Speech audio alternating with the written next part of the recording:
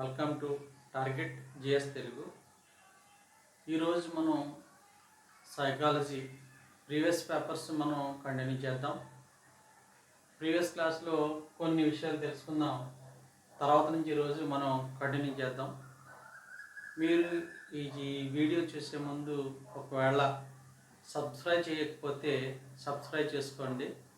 ఎందుకంటే నేను వీడియో పెట్టిన వెంటనే మీకు రావడం జరుగుతుంది. అందువల్ల మీరు ఖచ్చితంగా సబ్స్క్రైబ్ చేసుకోండి. అలాగే మీ కొలీగ్స్ కానీ ఫ్రెండ్స్ కానీ టెట్ రాసే వాళ్ళు ఉంటారు కదా, వాళ్ళకు కూడా షేర్ చేయండి. ఎందుకంటే కొంతవరకు సహాయం చేసే వాళ్ళు అవుతారు. ఇవన్నీ క్లాసెస్ ఫ్రీగానే కాబట్టి చెప్పేది, మీరు జాగ్రత్తగా ఆలకించండి. ఎందుకంటే చక్కగా ఎక్స్ప్లెయిన్ చేస్తాను, ప్రతి క్వశ్చన్ని వివరంగా మీకు ఎక్స్ప్లెయిన్ చేస్తాను. అందువల్ల మీరు ఒక ప్రశ్న విన్నట్లయితే ఆ ప్రశ్న ఎన్ని రకాలుగా మీరు రాసేటువంటి అవకాశం ఉంటుంది. సరే, ఈరోజు మనం క్లాస్లోకి వెళ్ళిపోదాం. మనం ఇందులో సైకాలజీ 2025లో అడిగినటువంటి ప్రశ్నలు మనం చూద్దాం. సైకాలజీలో 12 క్వశ్చన్. మెకరెంకోస్ యొక్క విద్యాతత్వం క్రింది వాదంతో సారూప్యత కలిగి ఉంటుంది అన్నాడు. అంటే మెకరెంకోస్ యొక్క విద్యాతత్వం కింది వాదంతో సారూప్యత కలిగి ఉంటుంది అన్నాడు. ఇందులో ఏంటంటే, ఒకటి సాంఘిక నిర్మాణాత్మకత, రెండవది ప్రకృతివాదం, మూడవది ఆదర్శవాదం, నాలుగవది వ్యక్తిత్వవాదం. ఈ వాదాల గురించి మనం చూసే ముందు అసలు ఈయన ఎవరు అని చూసినట్లయితే మనకి ఈయన రష్యన్ విద్యావేత్త. ఈయన రష్యాకు చెందినటువంటి సైకాలజిస్ట్. ఈయన విద్యాతత్వంలో సమూహ జీవనం గురించి, తర్వాత సహకార అభ్యసనం గురించి, అలాగే సామాజిక పరస్పర చర్యలు, అలాగే సమాజంలో బాధ్యత పౌరులు తీర్చిదిద్దటం అనేటువంటి వాటి మీద రీసెర్చ్ చేయడం జరిగింది. అంటే దాన్ని బట్టి చూసినట్లయితే మనం సాంఘిక నిర్మాణాత్మకత అంటే చూద్దాం. అంటే ఇక్కడ మనం చూసినట్లయితే దీని ప్రకారం జ్ఞానం సామాజిక పరస్పర చర్యల ద్వారా నిర్మించబడుతుంది అని ఇక్కడ చెప్తుంది.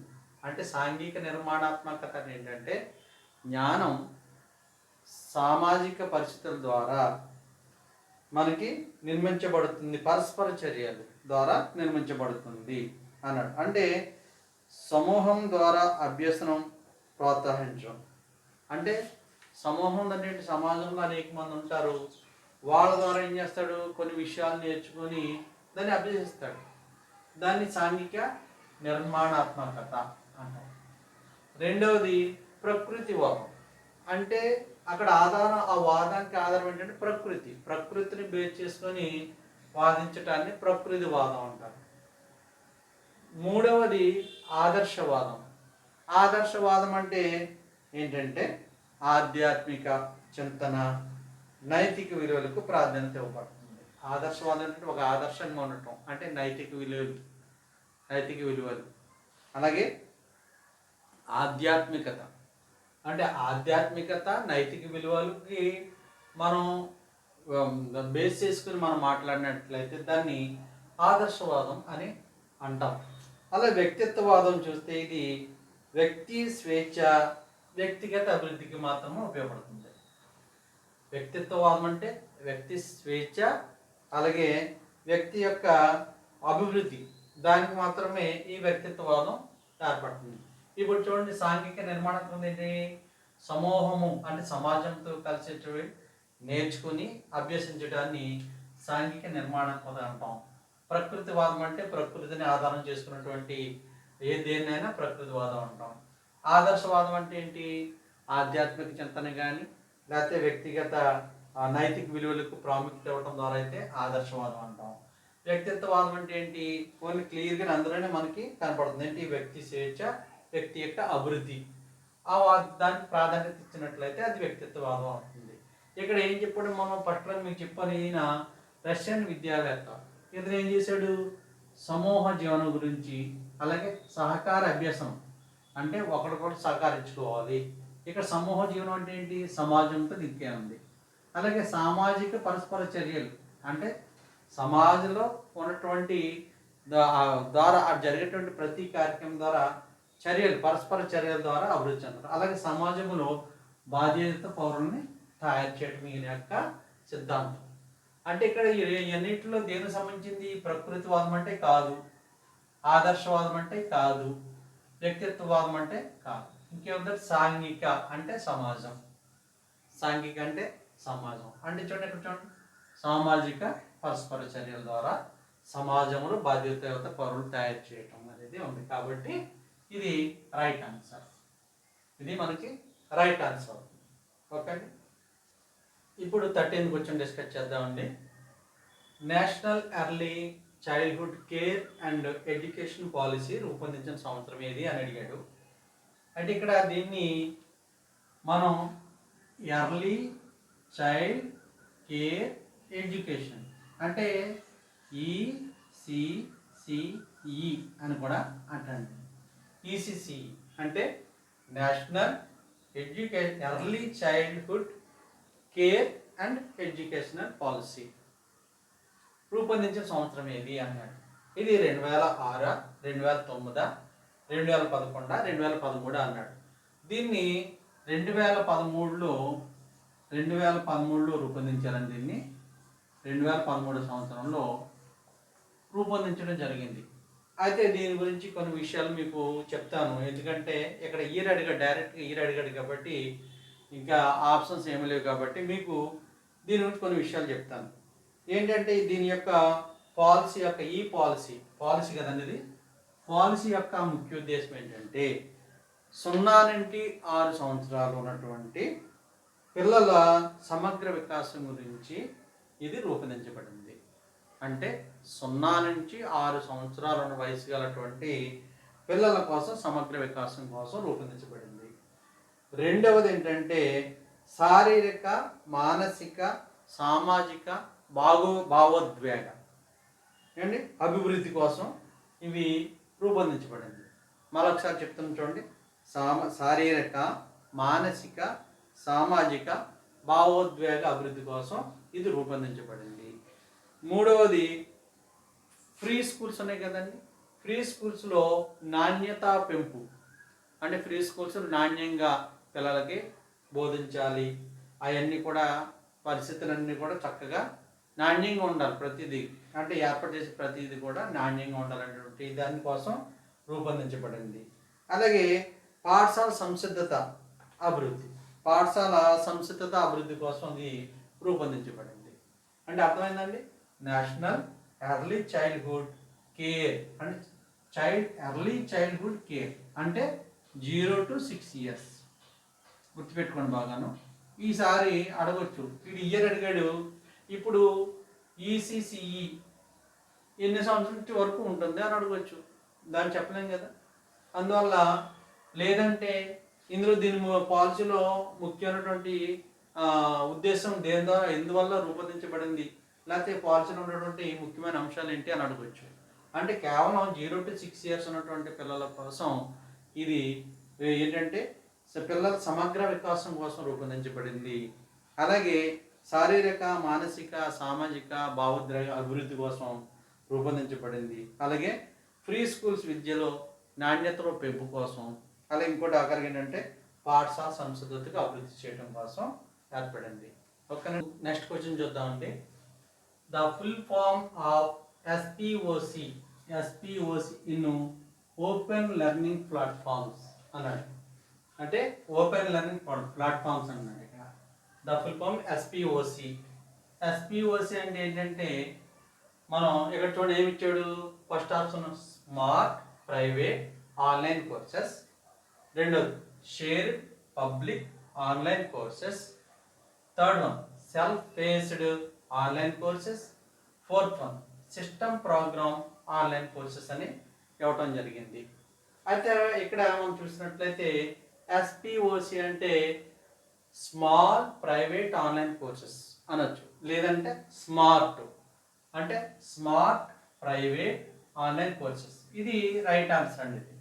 ఇది అయితే దీని గురించి కొంత వివరణ మీకు ఇవ్వాలని అనుకుంటున్నాను. ఏంటంటే దీని ప్రకారం ఏంటంటే ఇక్కడ మీకు స్మార్ట్ అంటే లిమిటెడ్ అని అర్థం. అంటే ఇక్కడ తరగతి ప్రవేశం ఏంటంటే లిమిటెడ్గా ఉంటుందండి, పరిమితి ప్రవేశం ఉంటుంది. అంటే కొన్ని సీట్లు మాత్రమే ఉంటాయి ఇందులోనూ. అందువల్ల స్మార్ట్ ప్రైవేట్ ఆన్లైన్ కోర్సెస్ అన్నారు అక్కడ. అంటే స్మార్ట్ అంటే పరిమితి ఉంటుంది, అలాగే వ్యక్తిగత మార్గదర్శకత్వం ఉంటుంది ఇందులోనూ. అంటే తక్కువ జనాభా ఉంటారు కాబట్టి, లిమిటెడ్ సీట్స్ కాబట్టి ఇక్కడ మనకి వ్యక్తిగత మార్గదర్శకాలు అంటే ప్రతి ఒక్క పిల్లోడిని చాలా జాగ్రత్తగా పట్టించుకొని ఒక్కొక్కరికి వ్యక్తిగతంగా అక్కడ గైడెన్స్ అవ్వడం జరుగుతుంది. అలాగే మెరుగైన పరస్పర చర్యలు అంటే అక్కడ ఇద్దరు మాట్లాడుకోవడం వల్ల ఏమైనా లోటుపాట్లు ఉంటే అక్కడ సరి చేసుకునేటువంటి అవకాశం కూడా ఉంటుంది ఇక్కడ. అలాగే 4 చూసినట్లయితే మనం మెరుగైన అభ్యసన ఫలితాలు ఉంటాయి. అంటే ఇక్కడ మెరుగైన అభ్యసన ఫలితాలు, ఎందుకంటే తక్కువ జనం ఉంటారు కాబట్టి ఆ తక్కువ జనం వాళ్ళు ఏం చేస్తారు, ప్రతి ఉపాధ్యాయుడు కానీ ప్రతి ఒక్కరు కేర్ తీసుకుంటారు. కేర్ తీసుకొని ప్రతి ఒక్క పిల్లల్ని వ్యక్తిగతంగా అడగటం, లేదా పరస్పర చర్యల ద్వారా మాట్లాడుకోవడం, ఏమైనా లోటుపాట్లు ఉంటే ఏమైనా సరి చేసుకోవడం అనేది కూడా ఇక్కడ జరుగుతూ ఉంది.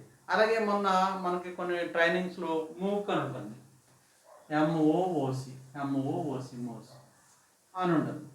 మూక్ అంటే అది ఏం చెప్తామంటే మాసివ్ ఓపెన్ ఆన్లైన్ కోర్సెస్. ఎం అంటే మాసివ్ అండి, మాసివ్ ఓపెన్ ఆన్లైన్ కోర్సెస్. ఇవైతే ఓపెన్ అన్నీ కూడా బాగా ఎంతమంది అయినా జాయిన్ అవ్వచ్చు, అందులోనూ ఎంతమంది అయినా జాయిన్ అవ్వచ్చు. కానీ ప్రత్యేక శ్రద్ధ అనేది ఉండదు, ఫలితాలు అనేది తక్కువ ఉంటాయి. అంటే ఓపెన్ అనమాట, ఇంకా అది ఓపెన్ కాబట్టి ఎంతమంది అయినా జాయిన్ అవ్వచ్చు. దీనికి ఈసారి మనకి ఎస్పిఓసి అన్నాడు కదా, ఎస్పిఓటి ఎబ్రివేషన్ అడిగాడు, ప్లాట్ఫామ్స్లో ఏంటని అడిగాడు ఓపెన్ లెర్నింగ్లో. ఇప్పుడు మనకి మూక్ అని అడగవచ్చు బహుశా. మూక్ అంటే ఏంటంటే massive open online courses, massive open online courses. ఈసారి ఇది అడిగే అవకాశం ఉంది. అంటే వాడు దీని మీద అడిగితే కనుక ఇది అడుగుతాడు. ఇప్పుడు అర్థమైందండి. ఎస్పిఓసి అంటే ఏంటి, స్మార్ట్ ప్రైవేట్ ఆన్లైన్ కోర్సెస్. అంటే స్మార్ట్ అనగానే తక్కువ మంది, స్మాల్ చిన్న తక్కువ మంది సమూహం ఉంటారు. దానికి ఏం చేయాలి, ప్రైవేట్ ఆర్గనైజేషన్ ద్వారా జరుగుతుంది. అంటే వ్యక్తిగతంగా ప్రతి ఒక్క పిల్లవాడిని పట్టించుకుని చక్కగా చెప్పడం జరుగుతుంది. పరస్పర చర్యల ద్వారా ఏమైనా లోటుపాట్లను సరి చేసుకోవడానికి అవకాశం ఉంటుంది. అలాగే వ్యక్తిగత శ్రద్ధ తీసుకుని ఫలితాలు కూడా బాగా వస్తాయి. అంతే కదండి, ఎప్పుడైనా కూడా వ్యక్తిగతంగా మనం పట్టించుకున్నట్లయితే ఫలితాలు కూడా బాగా వస్తాయి. దీని ద్వారా మనం తెలుసుకోవచ్చు. నెక్స్ట్ క్వశ్చన్ చూద్దాం మనం. క్లిష్ట పరిస్థితుల్లో వెనుకకు మరలే మానసిక చేతన స్థితిని ప్రదర్శించే రక్షక తంత్రం ఏది అన్నాడు. ఒకటి దమనం అంటే రిప్రెషన్, ప్రతిగమనం రిగ్రెషన్, ప్రతిచర్య నిర్మితి రియాక్షన్ ఫార్మేషన్, ప్రక్షేపణ ప్రొజెక్షన్ అని అడుగుతున్నాడు. ఇక్కడ చూడండి, ఎప్పుడైనా జాగ్రత్తగా చూడండి. క్లిష్ట పరిస్థితుల్లో వెనుకకు మరలే మానసిక చేతన స్థితి అంటే రక్షక తంత్రాలు అంటాం కదా, ఇట్లని రక్షక తంత్రాల్లో ఇందులో దమనము, ప్రతిగమనము, ప్రతిచర్య నిర్మితి, ప్రక్షేపణ. ఇప్పుడు వీటి గురించి మనం ఒకసారి డిస్కస్ చేద్దాం. దమనం అంటే ఏంటంటే ఫస్ట్ వన్, ఎప్పుడైనా చిన్నప్పుడు మనకి గతంలో ఏదైనా బాధాకరమైన విషయాలు సంఘటన జరిగినట్లయితే వాటిని మనం ఏం చేస్తామంటే బలవంతంగా మర్చిపోతాం. అప్పుడప్పుడు ఒకవేళ గుర్తొచ్చినా కూడా సర్లే అప్పుడు అలా జరిగింది లేదు, దాన్ని గుర్తు చేసుకోవడం వేస్ట్ అని చెప్పేసి మనం మర్చిపోతూ ఉంటాం. దాన్ని మనం ఏంటంటే దమనము అంటాం. అంటే పూర్తిగా మర్చిపోతాం, రాను రాను ఆ బాధ జరిగిన సంఘటన మనం మర్చిపోవడం జరుగుతుంది. అంటే దమనం అంటే ఏంటంటే మనం మర్చిపోవటం, బాధాకర సంఘటన మర్చిపోవటం. రెండవది ప్రతిగమనం అంటే ఏంటంటే ఒత్తిడి, భయం, క్లిష్ట పరిస్థితులను ఎదుర్కొన్నప్పుడు, అంటే ఒత్తిడి కానీ భయం కానీ ఉన్నప్పుడు క్లిష్ట పరిస్థితులు వచ్చాయనుకోండి, దాన్ని ఎదుర్కోవాలంటే ఏం చేయాలి, పెద్దవాళ్ళే చేయటానికి ఏమీ లేక చిన్నపిల్లలాగా ఎడుతూ ఉంటాడు, చిన్నపిల్లవాడి స్థితికి వెళ్ళిపోతూ ఉంటాడు. అంటే అతను పెద్దవాడైనప్పటికీ కూడా ఆ పరిస్థితులు, అంటే అక్కడ ఉన్నటువంటి పరిస్థితులు మనం బాధాకరమైన పరిస్థితులు కానీ లేకపోతే భయపెట్టే పరిస్థితులు కానీ ఇంకా మనకి ఇంకెంత క్లిష్ట పరిస్థితులు కానీ ఉన్నప్పుడు ఏమవుతుందంటే వీడు ఏమి చేయలేక చిన్నపిల్లలాగా ఏడుస్తూ ఉంటాడు. చిన్నపిల్లలాగా క్లిష్ట పరిస్థితులను ఎదుర్కోలేక చిన్నపిల్లలాగా ఏడవటం. అంటే ఇక్కడ దీనికి ఉదాహరణ ఏం చేస్తామంటే మనం పరీక్షలో విఫలమైన విద్యార్థి ఏం చేస్తాడండి? పరీక్షలు రాశాడు, ఆడ ఫెయిల్ అయిపోయాడు. ఫెయిల్ అయిపోవడం ఏం చేస్తాడు? ఏమీ చేయలేక చిన్నపిల్లలాగా ఏడుస్తూ ఉంటాడు. అలాగే ఒక పిల్లాడు ఉన్నాడు, తర్వాత కొంతకాలం తర్వాత ఆ తమ్ముడో చెల్లు పుట్టింది. అప్పటి వరకు పెద్దోడైన పిల్లోడు ఏం చేస్తాడు? తర్వాత ఆ పిల్లోడిని చూసి వీడు కూడా పిల్లోడిలాగా ప్రవర్తించడం మొదలు పెడతా ఉంటాడు. దీన్ని మనం ఏమంటామంటే ప్రతిగమనము అంటాం. దీన్ని మనం ప్రతిగమనం అంటే గమనానికి వ్యతిరేకం, ప్రతిగమనం. ఏమంటే అర్థమైందండి? ప్రతిగమనం అంటే మొదట ఏ స్థితిలో ఉన్నాడో అదే స్థితిలో మళ్ళీ వెనక్కి రావడం అనేది ప్రతిగమనం అంటాం. అలాగే ప్రతిచర్య అంటే ఈ ప్రతిగమనం అంటే ఏంటి? మొదట్లో చిన్నపిల్లలాగా ఉన్నప్పుడు ఏం చేశాడు, పెద్దడైన తర్వాత కూడా అది చేయకుండా మళ్ళీ ఏం చేస్తున్నాడంటే పరిస్థితులను బట్టి మళ్ళీ ఎంత చిన్నపిల్లలకు మాట్లాడుతూ ఉన్నాడు. అర్థమైందండి? ఇప్పుడు ప్రతిచర్య నిర్మితి.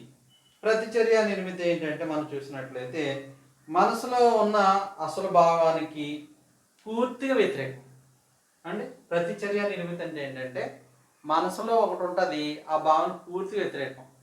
సపోజ్ దీనికి ఎగ్జాంపుల్ మనం ఏం చెప్పుకోవచ్చు అంటే, సపోజ్ ఒక వ్యక్తి అంటే మనకు ఇష్టం ఉండదు, ఒక వ్యక్తి అంటే మనకి ఇష్టం ఉండదు. కానీ ఒకవేళ మన ఇంటికి వచ్చినా లేకపోతే మన దగ్గరికి వచ్చినా కానీ ఏం చేస్తామంటే వాడిని గౌరవించేయడం, మర్యాద చేయడం, కూర్చోండి చేయండి అదని అంటాం. అంటే యాక్చువల్గా మనం నటిస్తాం అక్కడ. అంటే ప్రతిచర్య నిర్మితి అంటే ఏంటంటే రియాక్షన్ ఫార్మేషన్ అంటే ఏంటంటే ఒక వ్యక్తి ఇష్టం లేకపోయినప్పుడు కూడా అతను అంటే ఇష్టమైనట్లు నటించడాన్ని ప్రతిచర్య నిర్మితి లేదా రియాక్షన్ ఫార్మేషన్ అని మనం ఇక్కడ చెప్పుకోవచ్చు. అలాగే ఇంకోటి ఏంటంటే ప్రక్షేపణ.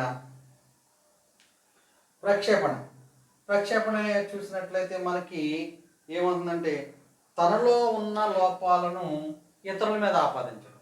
అంటే ప్రక్షేపణ అంటే ఏంటంటే తనలో ఉన్న లోపాలను ఇతరుల మీద మోపడం. అది చాలామంది అంతే కదండి, కొన్ని విషయాలు ఆ మనసులో ఉంటాయి కానీ వాడు ఏం చేస్తాడు, ఎదరోడు చేస్తున్నట్టుగా చెప్తూ ఉంటాడు. ఫర్ ఎగ్జాంపుల్ మనం చూసుకున్నట్లయితే ఒక్కొక్క కుర్రాడు కాపీ కొడదామని ఉందాడు, ఎవడు చూపిస్తే బాగుండు అని ప్రయత్నం చేస్తూ ఉంటాడు. కానీ వాడి కాపీ కొడదామని ప్రయత్నం చేస్తాడు. ఈలోపు ఒక టీచర్ అక్కడికి వెళ్ళారనుకోండి, ఇండివిజువల్ లెటర్ అక్కడికి వెళ్ళారనుకోండి, ఏమంటాడు సార్ ఆడు కాపీ కొడుతున్నారని అందరం కాపీ కొట్టేస్తున్నారండి అని చెప్తూ ఉంటాడు. అలాగే ఒక ఎగ్జామ్లో ఫెయిల్ అయిపోయిన విద్యార్థులు అనుకోండి, ఏరా నువ్వు పాస్ అయ్యావా అని అడిగే దానికంటే వాడు ఏం చెప్తాడంటే వాళ్ళు కూడా ఫెయిల్ అయిపోయారు, నా ఫ్రెండ్స్ కూడా ఫెయిల్ అయిపోరు అని చెప్తూ ఉంటాడు. దాన్ని ప్రక్షేపణ అంటారు. అర్థమైందండి? ప్రక్షేపణ అంటే ఏంటంటే ఇతరుల మీద మోపేయటమే. అది ఇక్కడ చూద్దాం, మరొకసారి చూద్దాం. దమనం అంటే బాధాకర విషయాల్ని మర్చిపోవటం. ప్రతిగమనం అంటే ఏంటంటే మనం చేయవలసిన పని చేయకుండా మనకి చాలా క్లిష్టమైన పరిస్థితుల్లో పెద్దవారిలో ఏమి చేయలేక చిన్నపిల్లాడిలాగా ఏడవటం కానీ చిన్నపిల్లాడిలాగా ప్రవర్తించడం కానీ చేస్తాం. దాన్ని ప్రతిగమనం అంటాం. ప్రతిచర్య నిర్మితి అంటే ఏం చెప్పామండి? ప్రతిచర్య నిర్మితి అంటే ఏంటంటే మనసులో ఒకటి ఉంది. అంటే ఒక వ్యక్తి అంటే మనకి ఇష్టం లేదు, కానీ మనం ఏం చేస్తాం, ఆ వ్యక్తి మన దగ్గరకు వచ్చినప్పుడు మనం ఎంతో ఇష్టమన్నట్టు ప్రేమ చూపిస్తూ ఉంటాం. దీన్ని ప్రతిచర్య నిర్మితి అంటే ఉన్నదాన్ని కాకుండా వేరేగా ప్రవర్తించడాన్ని ప్రతిచర్య నిర్మితి అంటాం. ఇక ప్రక్షేపణ అంటే ఏంటంటే ఇతరులో ఉన్నటువంటి భావాల్ని, తనలో ఉన్నటువంటి లోపాలని ఇతరుల మీద నెట్టేయటం. తనలో ఉన్న లోపాలని ఇతరుల మీద నెట్టేయటం, దాన్ని ప్రక్షేపణ అంటారు. అర్థమైందండి మీకు? దమనం అంటే బాధాకర విషయాల్ని మర్చిపోవటం, ప్రతిగమనం అంటే చేయలేక మళ్ళీ చిన్నపిల్లల్లాగా ఏడవటం లేదా చిన్నపిల్లలు ప్రవర్తించటం. ఇది ప్రతిచర్య నిర్మితి అంటే ఏంటి? ఇష్టం లేకపోయినా కూడా పని ఇష్టం ఉన్నట్టుగా నటించటం. ప్రక్షేపణం అంటే ఏంటంటే ఇతను చేసినటువంటి లోపాన్ని వేరే వాళ్ళ మీద రుద్దటాన్ని ప్రక్షేపణము అంటారు. మీకు అర్థమైంది అనుకుంటున్నాను. ఈ జాగ్రత్తగా 4 చూసినట్లయితే ఇప్పుడు ఇందులో చూడండి, ఇప్పుడు చెప్పండి మీరు. క్లిష్ట పరిస్థితుల్లో వెనుకకు మరలి మానసిక చేతన స్థితిని ప్రదర్శించే రక్షణ తంత్రం ఏది? ఇప్పుడు చెప్పండి, మీలో ఎవరు ఆలోచించండి. అంటే దమనం అన్నాడు. అంటే ఇదేంటి? ఏదైనా బాధాకరమైన విషయాన్ని, జీవితంలో జరిగిన సంఘటనని బలవంతంగా మర్చిపోవడాన్ని దమనం అంటాం. అంటే ఇది కాదు. రెండవది ప్రతిగమనం. అంటే ఇక్కడ క్లిష్ట పరిస్థితుల్లో ఏమీ చేయలేక చిన్నపిల్లలాగా ప్రదర్శించే దాన్ని ఏమన్నా ప్రతిగమనం. అంటే ఇది రైట్ ఆన్సర్. ప్రతిచర్య నిర్మిత అంటే మనం చెప్పుకున్నాం కదండి, ఇష్టం లేకపోయినా కూడా ఇష్టం అంటే నటించడం. ప్రక్షేపణ అంటే మనలో ఉన్న లోపాన్ని ఇతర మీద నెట్టేయడం.